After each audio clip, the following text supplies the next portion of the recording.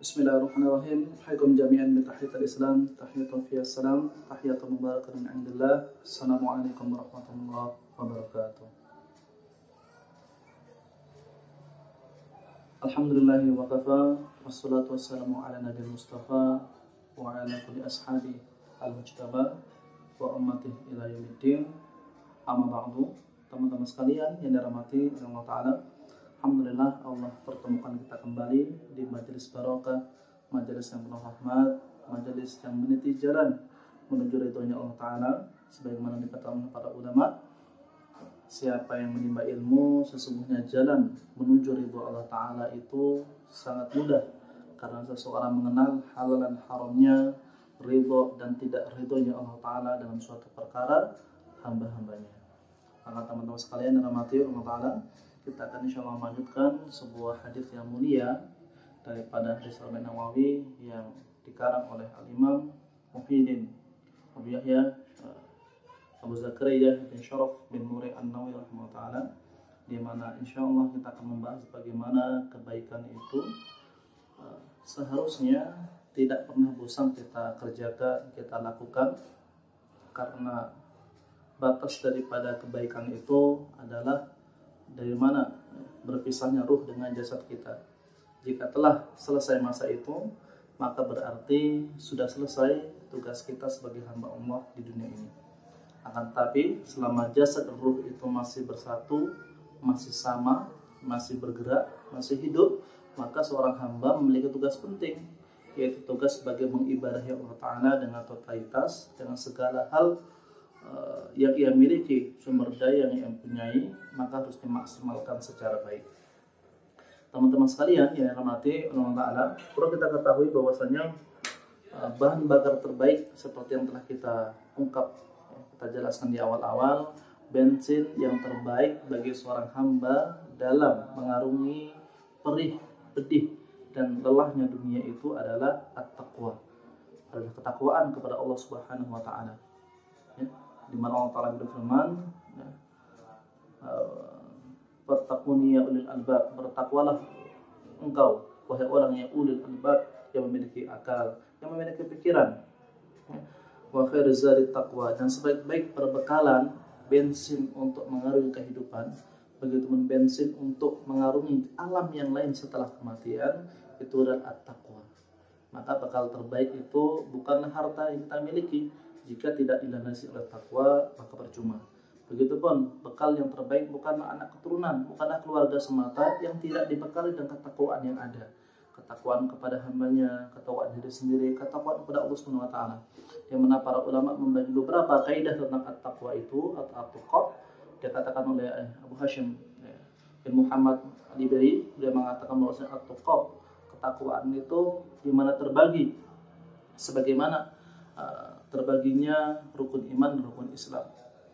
Takwa kepada Allah Ta'ala, menjalin syariatnya dengan pendukung-pendukung, memahami sunnah Nabi SAW, memahami kitabnya yang mulia dengan baik, memahami dengan baik sejarah daripada umat ini, merupakan bagian daripada takwa itu sendiri. Begitupun takwa adalah rasa khauf, rasa takut kepada Allah Ta'ala. Begitupun takwa itu rasa roja, rasa menghamba, mengharap hanya kepada Allah Ta'ala. Begitupun at-taqwa itu bermakna seseorang hamba ketika mampu menjadikan dirinya sebagai hamba Allah di tengah-tengah hamba dunia dan hamba yang lainnya.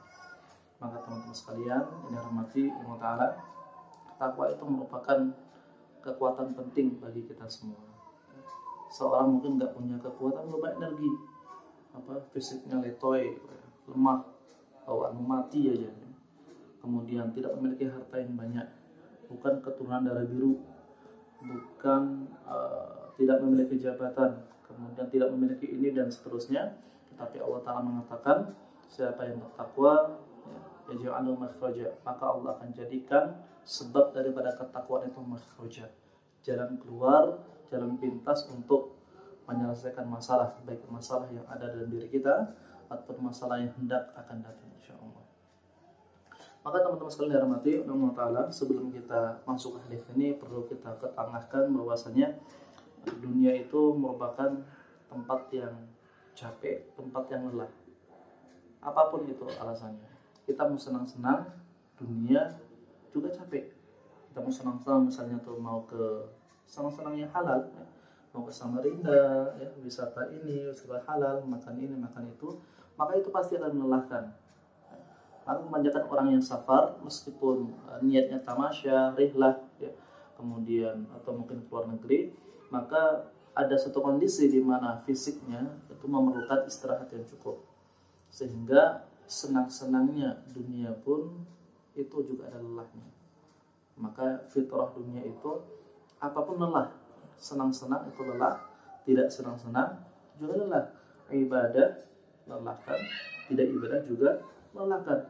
Kita jangan berpikir teman-teman sekalian rahmati oleh Allah Ta'ala, orang yang tidak mengerjakan sholat 5 waktu, kemudian meninggalkan syariat Allah, berzakat tidak mampu, tidak mengeluarkan zakat, waktu puasa Ramadan tidak berpuasa Ramadan, mereka tidak lelah, tidak. Yang lelah kalau kita pikir orang ibadah saja, enggak. Orang yang enggak ibadah itu juga dilelahkan oleh Allah Subhanahu wa taala. Ya. Al-Imam Al-Ghazali rahimahullah mengatakan bahwasanya lelahnya orang yang tidak beribadah atau tidak dalam ketaatan Allah Ta'ala itu seperti orang yang meminum air laut. Dia makin haus, dia mengira itu akan mengurangi dahaganya, tetapi realitas kenyataannya adalah menambah rasa hausnya tersebut. Dan inilah kemungkinan bagaimana orang yang lelah tetapi dalam perkara, bukan perkara agama, bukan perkara takwa, bukan perkara ibadah, maka Allah akan melelahkan dirinya dengan caranya sendiri. Maka teman-teman sekalian rahmati oleh Allah Ta'ala, kalau kita memang tidak memiliki pilihan, we are not choice, nggak punya pilihan, nggak punya sesuatu, maka usahakan diri dalam at-taqwa itu. Meskipun pada fitrahnya lelah juga, capek. Meskipun ada waktu di mana kita harus bermaksiat kepada Allah Ta'ala. Ya, karena Imam Al-Qarhi rahimahullah mengatakan maksiat itu bisa jadi salah satu jalan pintu untuk mendapatkan rahmatnya Allah Ta'ala. Karena betapa banyak orang yang bermaksiat, dia menyesal dengan sangat menyesal dan mengakui dirinya bahwa dirinya sangat lemah dan Allah lah Maha Kuat. Kalau tidak karena rahmatnya Allah Ta'ala, kalau tidak karena kasih sayang Allah Ta'ala, maka tentu dia akan tidak mampu untuk bertaubat. Nah, sebaliknya jika seseorang itu memang memiliki kemampuan yang sangat luar biasa, tentu dia akan mampu berjalan di track yang lurus terus tanpa pernah berbuat salah, dan ini mustahil.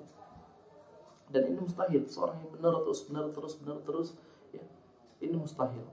Pasti ada satu kondisi dia berbuat salah, entah disadari oleh dirinya ataupun tidak disadari oleh dirinya. Ya. Antum pasti merasa, atau kalau nggak merasa itu masalah. Ya. Orang yang bingung, kemudian dia bingung untuk taubat, itu orang yang sangat bermasalah dengan imannya. Ya.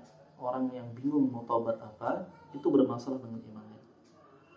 Dalam bab tazkiyatun nufus atau kenal dalam bab tasawuf, Al-Imam Hasan Asy-Syadzili rahimahullah mengatakan seseorang yang bingung mau taubat dari dosa apa, maka bermasalahlah imannya. Gak mungkin manusia selama 1 hari nggak ada maksiat, mustahil. Ya, mustajab, mustahil lah. Sedangkan Nabi SAW yang dimakfu, ya, yang nggak memiliki dosa berbuat salah. Apalagi manusia, salahnya rata-rata dosa. Ya, bedanya salah Nabi itu ma'fu, dan Nabi maksum, salahnya dimakfu oleh Allah Ta'ala, dan salah itu belum tentu dosa. Tapi salahnya hamba seperti kita, rata-rata salah kita juga dosa. Makanya kalau kita sampai bingung dalam 1 hari itu mau taubat apa, hati-hati teman-teman sekalian, mati Allah Ta'ala, iman kita sedang bermasalah atau bahkan iman kita rusak. Karena nggak mungkin hamba itu nggak berbuat salah, nggak berbuat dosa. Dia harus bertobat. Dia harus bertobat untuk merasakan at-taqwa itu. Maka ditanyakan oleh Imam An-Nawawi Ta'ala dalam riwayat yang cukup kuat, wahai Imam, bagaimana seorang mencapai derajat at-taqwa? Maka beliau mengatakan akthiru fit taubah. Banyakilah oleh kalian bertaubat kepada Allah Subhanahu wa taala.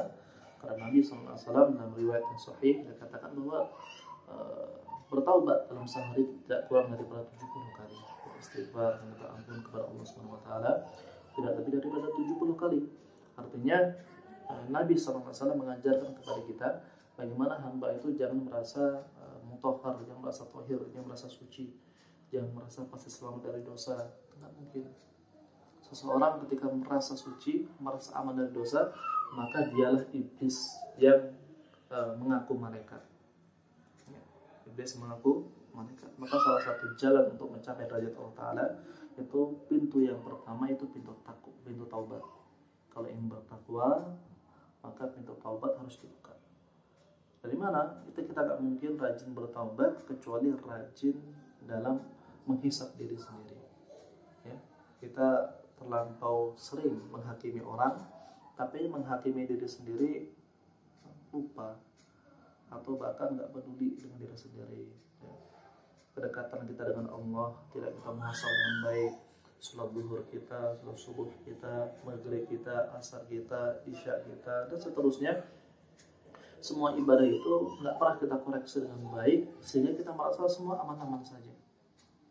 Padahal kalau kita telisik, Masya Allah, dari sekian tahun kita sholat, kita mungkin nggak yakin bahwa sholat salah satu momen terbaik itu sholat yang mana, kita nggak yakin.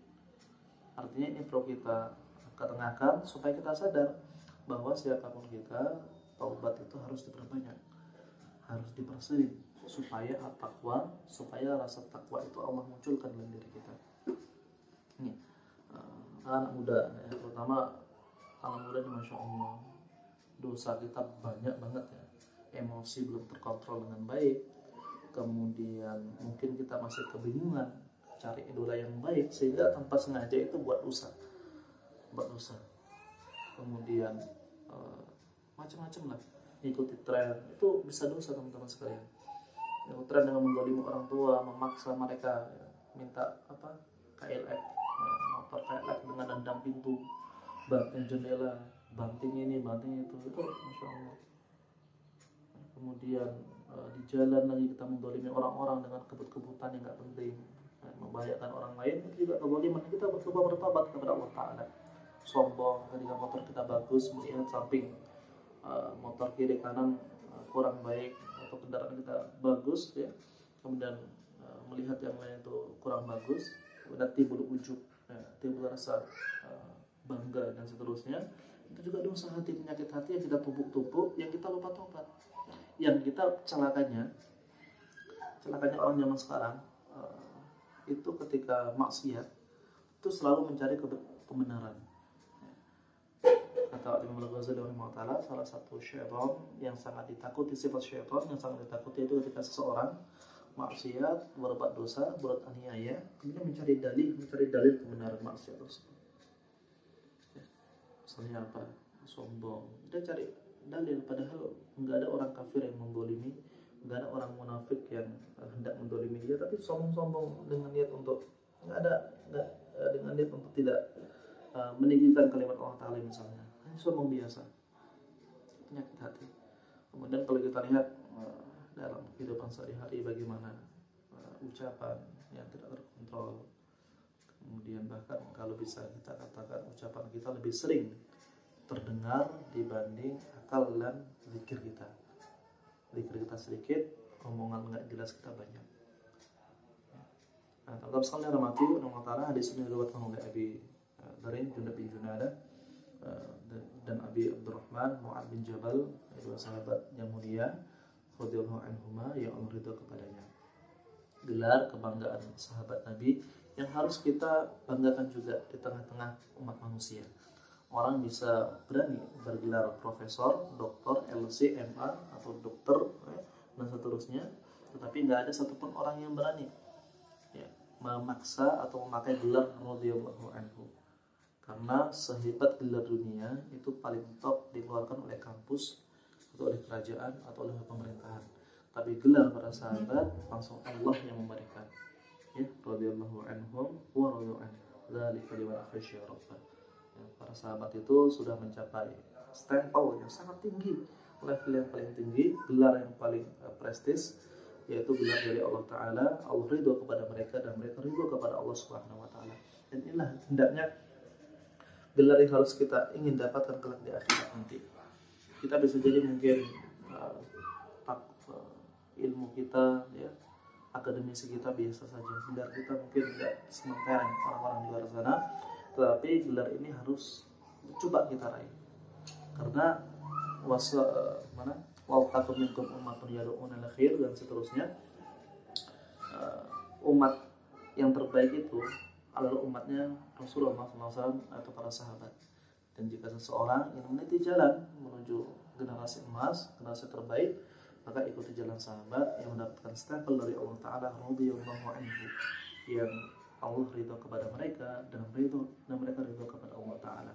Ini level yang sangat luar biasa, gelar yang sangat prestis, yang harusnya seorang muslim itu berlomba-lomba, termasuk kita semua, untuk berusaha mendapatkannya. Ya. Teman-teman sekalian dalam hati Allah Ta'ala.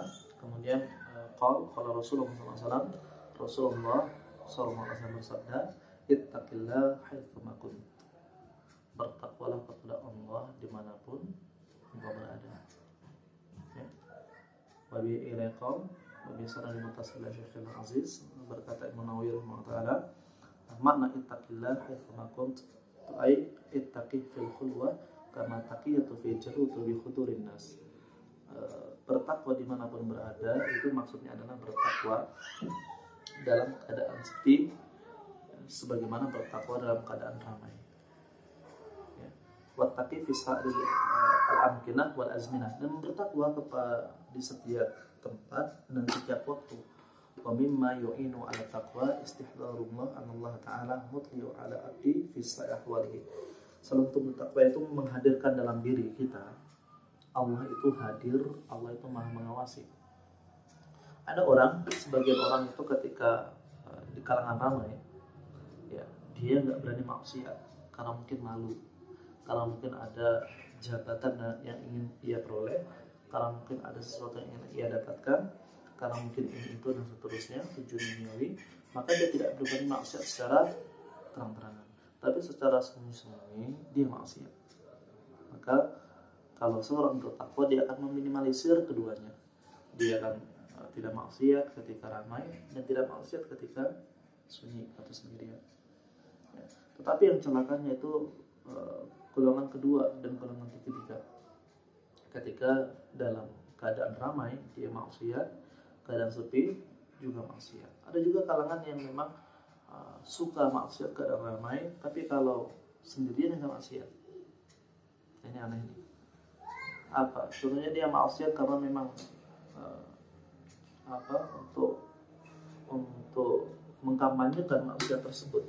Ini bahaya teman-teman sekalian rahmati Allah. Kalau soalnya kita pengen maksiat, maka usahakan maksiat tersebut ya itu tidak dilihat atau tidak dicontoh oleh manusia.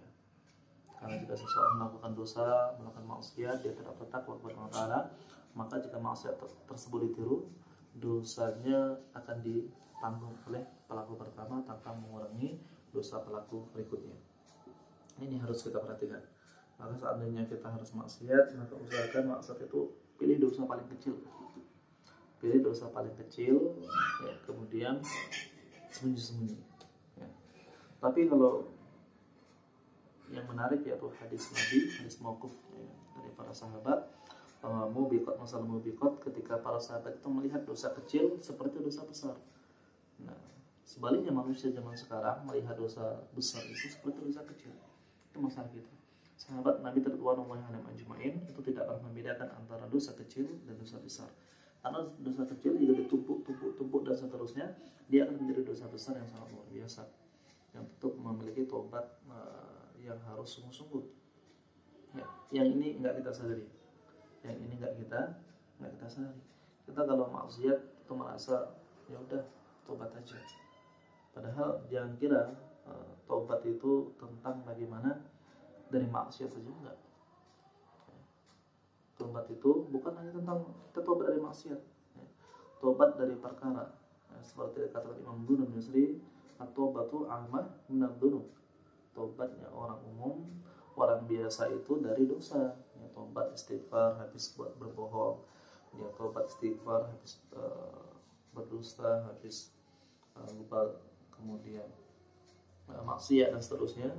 Maka tobatnya orang umum biasa. Tobatu al-khawas, ya, minal ghaflah.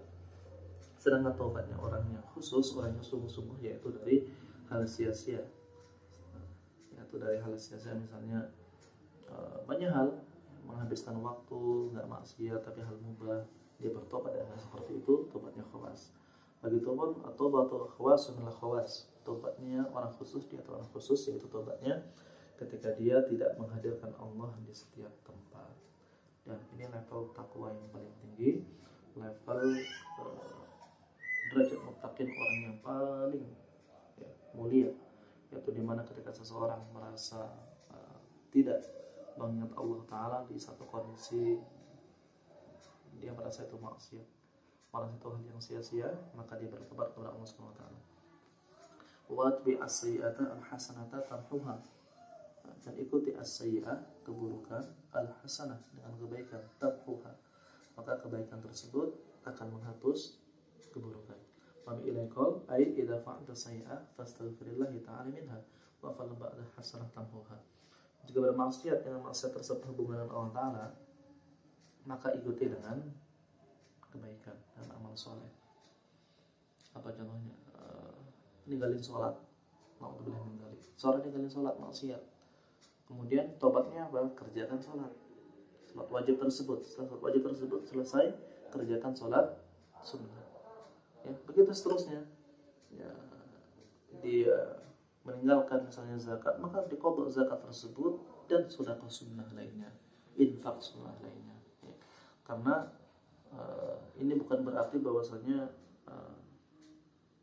menutupi dosa dengan kebaikan, enggak. Maksud daripada hadis ini yaitu kalau maksiat, ya, kalau buat dosa, tobat dulu, nanti langsung kerjakan kebaikan. Karena inti daripada tobat itu adalah al-hasanah, kebaikan. Sedangkan inti daripada maksiat itu sifatnya adalah sayyi'at, adalah keburukan. Ya.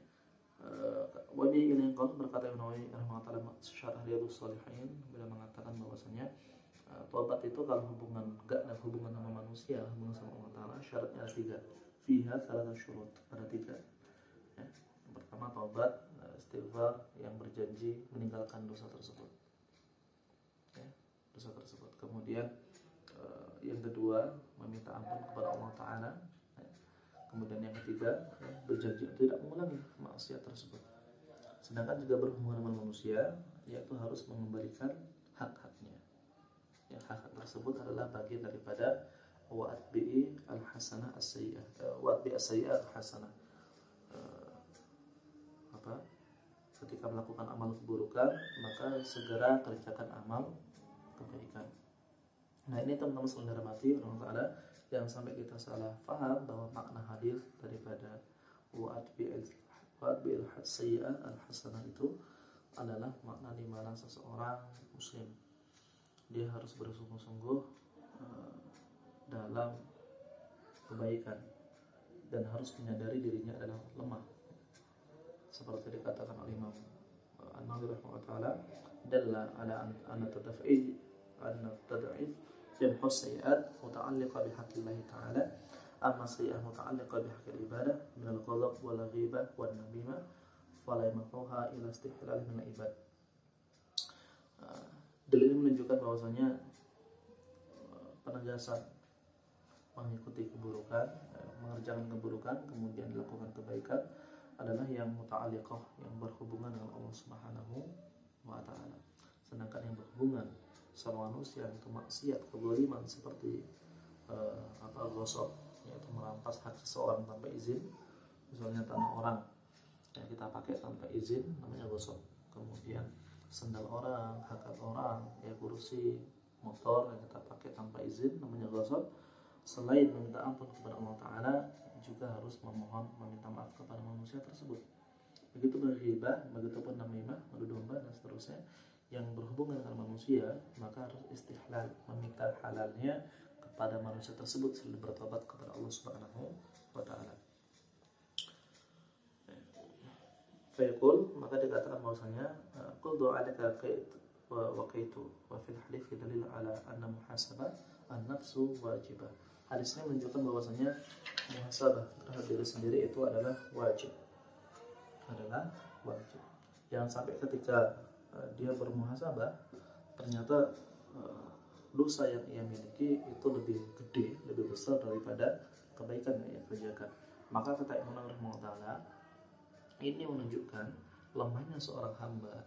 Kemudian dia terus harus meminta pertolongan kepada Allah Ta'ala dengan cara taubat, ya, taubat, kemudian terus berusaha untuk mengerjakan kebaikan dengan meminta rahmat kepada Allah Subhanahu wa Ta'ala. Karena kalau tidak dengan rahmat Allah Ta'ala, seseorang tidak akan Allah mudahkan dalam mengerjakan amal kebaikan yang digariskan oleh syariat yang mulia ini. Terus kan dalam arti Allah Ta'ala, Allah Ta'ala berfirman, dia mengutip firman Allah Ta'ala, ya ayyuhalladzina amanu taqullaha wa la tanzur nafsun ma qaddamat lighad. Hai orang-orang yang beriman, bertakwalah kepada Allah dan lihatlah diri kalian hari ini, besok, dan seterusnya dimanapun. Perhatikan diri kalian, perhatikan diri kita. Jangan sampai kita suka menilai manusia, suka observasi orang. Yang si ini tuh tukang ngupil pakai jempol kaki, tukang gibah, tukang jewer, tukang gini dan seterusnya. Nilai orang ahli banget, tapi nilai sendiri, masya Allah, lupa. Kekurangan diri sendiri nggak merasa bahwa itu kekurangan. Lupa dengan dirinya sendiri, sehingga takwa itu nggak bakal muncul kecuali dia menyadari banyak masalah kepada Allah Subhanahu wa Ta'ala.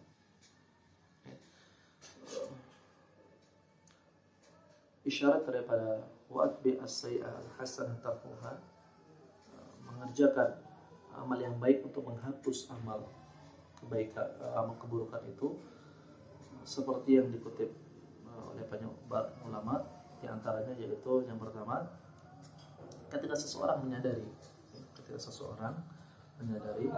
bahwa kebaikan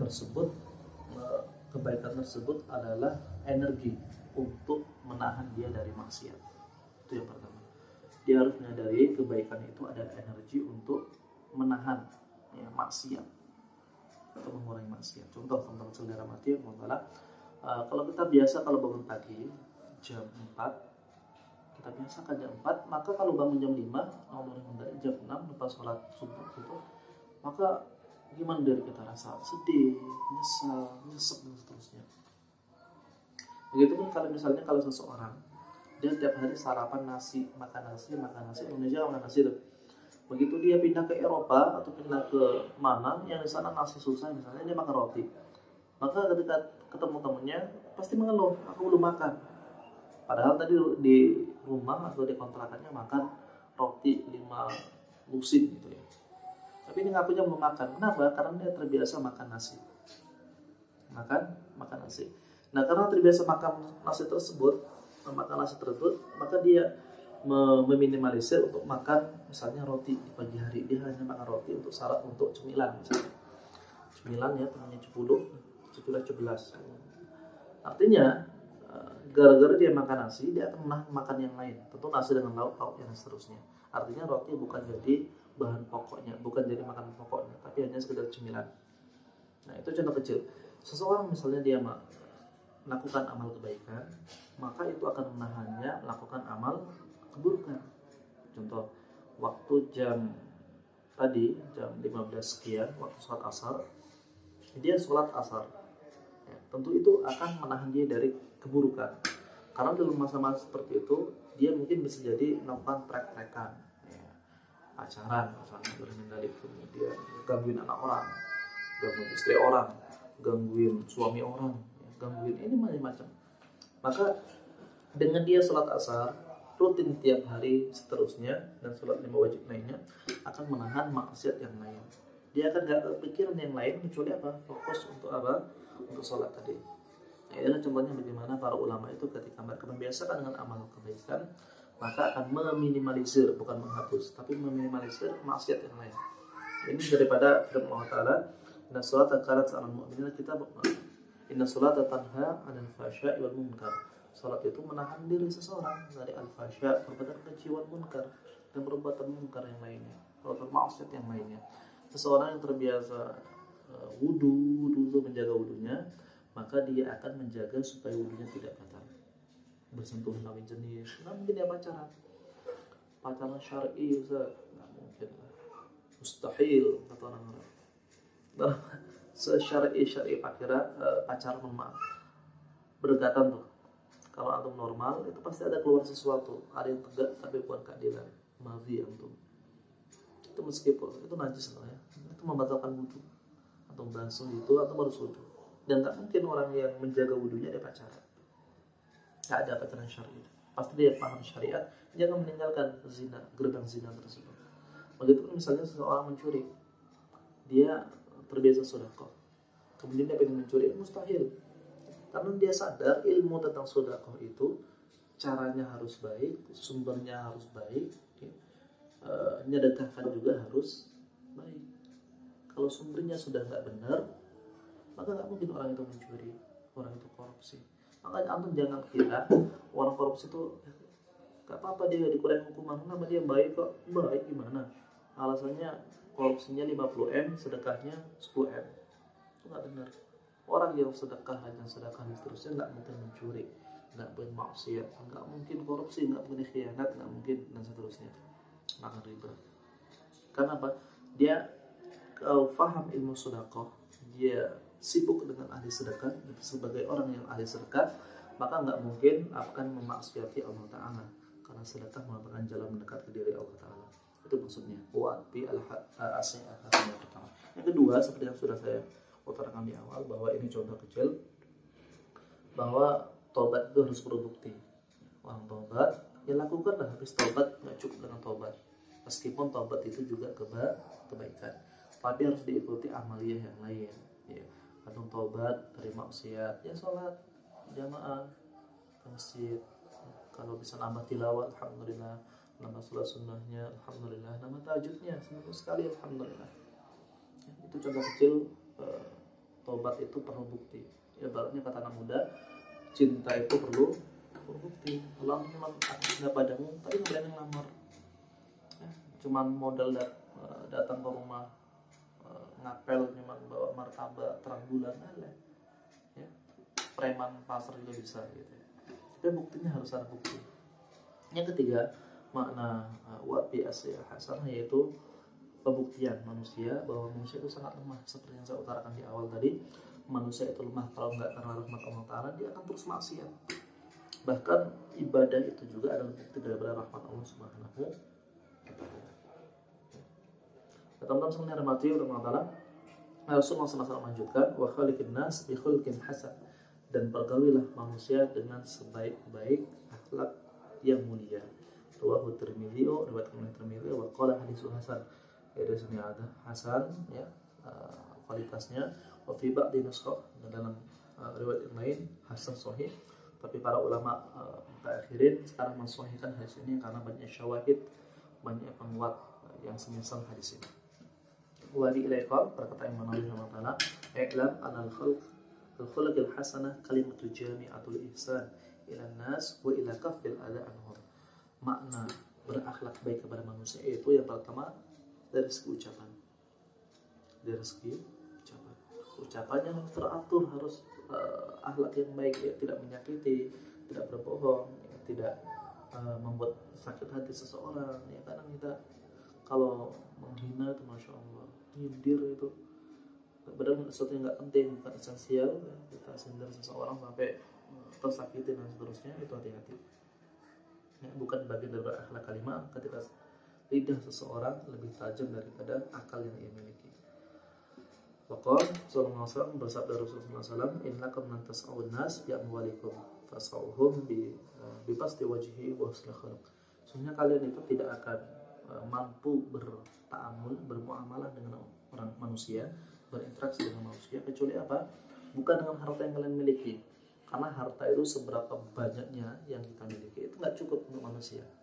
Jangan kira ketika seseorang, ya, konstituen itu dikasih misalnya antum caleg dan seterusnya, kasih 200, 300 terus cukup, nggak bakal cukup. Nggak bakal kasih sekian juta, itu nggak bakal cukup, kan cepat habis. Tapi sebaliknya, bermuamalah, berinteraksi dengan manusia itu dengan apa? Khuluqil hasan, dengan akhlak yang baik. Akhrajahu Ibnu Abi Syaibah di Musnadihi. Hadis ini dikeluarkan oleh Ibnu Abi Syaibah dengan sanadnya dan berkualitas hasan. Wa anhu, dan darinya sallallahu alaihi wasallam, khairukum ahsanukum akhlaq. Sebaik-baik kalian adalah yang terbaik akhlaknya, kata Nabi SAW. Rawahu Bukhari wa Sahih. Dan dari Nabi SAW juga, ada rajulan atahu faqal, seorang laki-laki datang kepada Nabi SAW bertanya, ya Rasulullah, ma'aful a'mal. Oh ya Rasulullah, apa sebaik-baik amal, semulia-mulia amal? Qal, maka Nabi SAW menjawab, husnul khuluq wa huwa ala mawra ala tertib. Sebaik-baik amalan yaitu berakhlak baik, menahan amarah, menahan emosi dan seterusnya, merupakan daripada akhlak yang terpuji. Nah, para ulama mengatakan ada satu amalan yang jika seseorang tidur sekalipun, maka itu akan dicatat oleh Allah Ta'ala sebagai kebaikan pemberat. Apa itu? Itu akhlak yang baik. Contohnya seperti apa? Contohnya antum hari ini jalan-jalan, kemudian ketemu seseorang, Assalamualaikum, Waalaikumsalam, atau mengucap salam, wajah yang berseri, kata-kata yang baik. Antum setelah itu berpisah dengan orang tersebut dan istirahat di rumah. Kemudian orang tersebut menceritakan kepada teman lain, Masya Allah, ketemu si fulan, akhlak yang luar biasa, ya, dengan senyum yang menghias, ya, senyum spepsoden gitu ya. Kemudian atas sebab senangnya seorang muslim itu adalah pahala, dan akhlak seperti itu akan tercatat bahkan ketika antum wafat atau antum tidur untuk sementara sekalipun. Wa yaqal wa fi yaqal, berkata Ibnu Umar, ishtaka Nabi ila rabbih su'i khalq imra'atihi fa awhallahu ilaihi qad ja'alat dhalika hadduka min ada. Berkata bahwa ada seorang nabi yang mengadukan kepada Tuhan tentang buruknya akhlak seorang istrinya. Maka ju'ilat hadduka min ada. Maka salah satu cara untuk untuk mengubah akhlak seseorang, engkau harus berakhlak baik dulu kepada istrimu dulu. Ya, wa Nabi Hurairah radhiyallahu anhu, dari hadis Abu Hurairah radhiyallahu anhu, qala Rasulullah sallallahu alaihi wasallam, bersabda Rasulullah sallallahu alaihi wasallam, akmilul mu'minin imanan ahsanu akhlaqan wa khiyaruhum li nisaihi. Ya.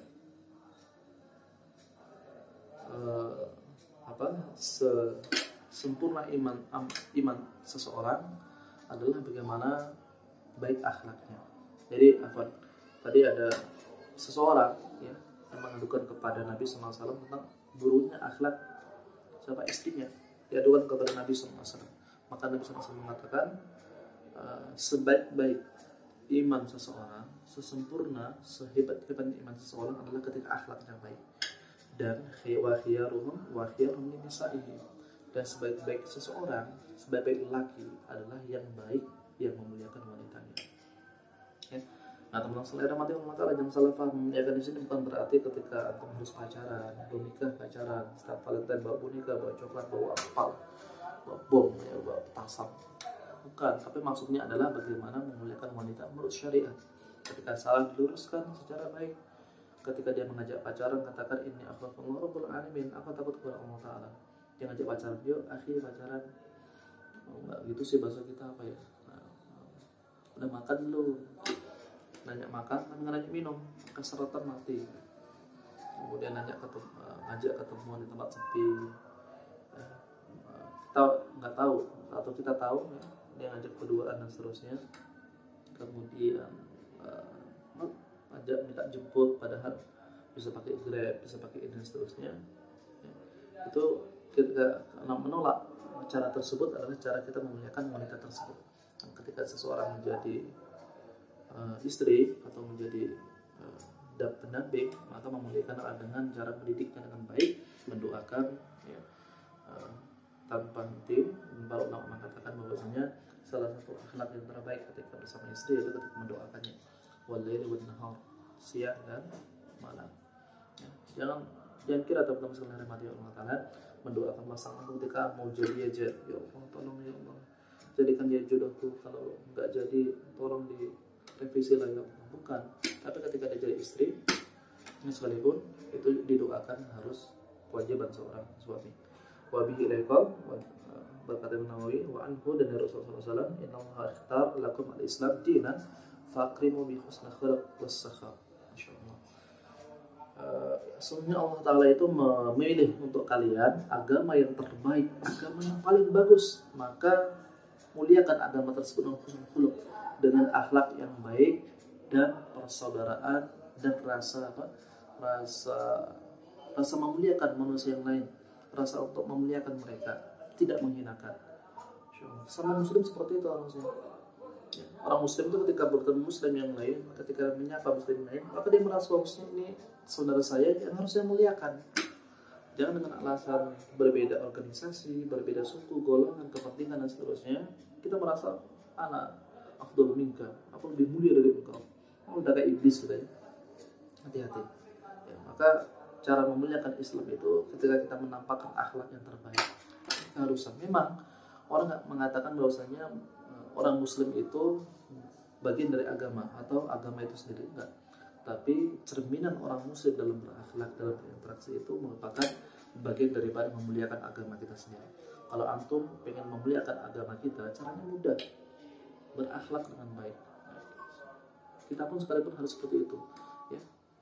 Para asatidzah, para pemuka agama dan seterusnya menampakkan akhlak yang baik, yang terpuji dan usaha yang maksimal meminta kepada Allah rahmatnya supaya Allah mudahkan untuk berakhlak karimah. Waqala Jibril alaihissalam, Nabi SAW berkata Jibril kepada Nabi SAW, hina nazala qouli ta'ala, ketika turun firman Allah Ta'ala yang berbunyi khudil afwa wa'mur bil urfi, maafkanlah mereka. Jadi akhlak yang terbaik itu memaafkan, ya, memaafkan. Berat. Kalau kata orang, oke, saya maafkan tapi proses hukum berjalan. Oke, saya maafkan tapi kamu saya hantam 5 kali. Itu bukan khudil afwa. Mana khudil afwa, kata Ibnu Abbas radhiyallahu ta'ala anhuma, khudil afwa yaitu memaafkan dosanya kepada kita dan kita meminta ampunan dosanya kepada Allah Ta'ala. Level tinggi, Masya Allah. Jadi kita bisa melupakan kesalahan dia, memaafkan, bahkan memintakan ampun dosanya kepada Allah Ta'ala, itu bagian daripada khudil afwa. Wa fi tafsir dzalika an ta'fu amman zalamaka wa tasilu man qata'aka wa tu'tiya man hurmik. Sesungguhnya makna afwa di sini makna memaafkan, yang pertama memaafkan orang yang menzalimi, kemudian menyambung tali silaturahim, kemudian memberikan seseorang hadiah untuk memuliakan, ya, itu bagian dari afwa.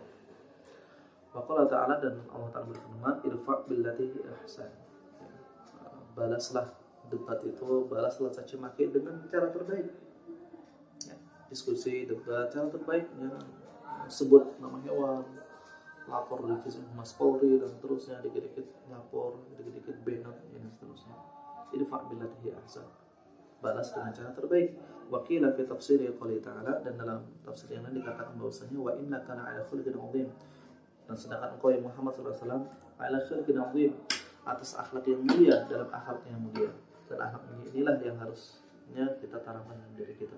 Qal, dikatakan qala kana khalaqal Qur'an ya'tamiru bi awamirihi wa yanzajiru bi zawajiruhu wa yarda li radihi wa yasqatu li sakhtihi. Dikatakan bahwasanya cara untuk proses seseorang berakhlak baik, ya tentu halaqatul Qur'an, dia belajar Al-Qur'an, belajar ilmu syariat, belajar akhlakul karimah, belajar adabnya dan seterusnya. Maka para ulama benar bahwa ilmu pengetahuan dengan adab itu satu paket, nggak bisa dipisah. Fikih, kita belajar fikih, adab fikih juga harus. Kita belajar tafsir, adab tafsir itu harus. Belajar hadis, adab hadis itu harus, dan seterusnya. Karena jika ilmu tersebut dipisah satu sama lain, maka yang akan terjadi yaitu seseorang akan menjadi muslim yang buruk, akan menjadi ilmuwan yang buruk. Kita bayangkan ilmu sekarang kenapa rusak? Karena orang memisahkan antara ilmu dan adab. Orang belajar fisika makin ateis, teori Big Bang, teori nebula dan seterusnya. Walau belajar ekonomi, dia makin menjadi bankir yang menghisap titah darat. Dia belajar geografi, makin ateis dan seterusnya. Sebaliknya dalam Islam, ilmu dengan adab itu satu paket. Inilah mengapa para ulama itu mengatakan ilmu Al-Quran merupakan ilmu yang diserap oleh semua ilmu adalah ilmu Al-Quran. Karena ilmu Al-Quran itu tidak bisa dipisahkan antara ilmu dan adab itu sendiri. Bahkan kalau kita ketahui bahwasanya al-adabu qabla qawli wal amal, adab itu dimulakan, diutamakan lebih dulu daripada perkataan, ucapan, dan amal perbuatan yang kita miliki. Maka teman-teman sekalian yang dirahmati Allah, salah satu supaya seseorang yang berakhlak karimah, yang pertama harus memuliakan dimulakan, yaitu dia harus rajin belajar agama, belajar guru yang benar, guru yang bagus, beradab, bagaimana gurunya itu berdiskusi, ya. Kemudian bagaimana gurunya itu mengajar, ya, ilmu yang ia pelajari harus untuk itu, ya. Satu ilmu, satu paket dengan adab. Step berikutnya, ya ta'muru bi amrihi, mencoba untuk mengerjakan semua amal kebaikan yang Allah Ta'ala perintahkan. Karena Masya Allah, dalam Islam tidak kekurangan amalan, sehingga amalan tersebut kita pilih amalan yang cocok dengan kita di luar ibadah wajib, ya. Ibadah sunnah, memuliakan tetangga, kemudian mengucap salam ketika bertemu saudara yang lain, kemudian bersalaman, kemudian memuliakan tamu, kemudian memuliakan kerabat, dan seterusnya, merupakan akhlak yang diajarkan dalam hadis Nabi SAW dan Al-Quran. Begitupun step yang lain, ridho terhadap ketentuan Allah Ta'ala. Benar, ridho takdir Allah Ta'ala merupakan keharusan orang muslim, yang salah satu cerminan daripada akhlak Nabi, daripada akhlak Al-Quran itu sendiri. Namun sekali dalam hati Allah Ta'ala, demikian dari kita. Mohon maaf apabila banyak hal yang berkenan dan menggurui. Allahu itu majmu'an al-haqqi min rabbik fala takunanna minal mumtarin. Wassalamualaikum warahmatullahi wabarakatuh.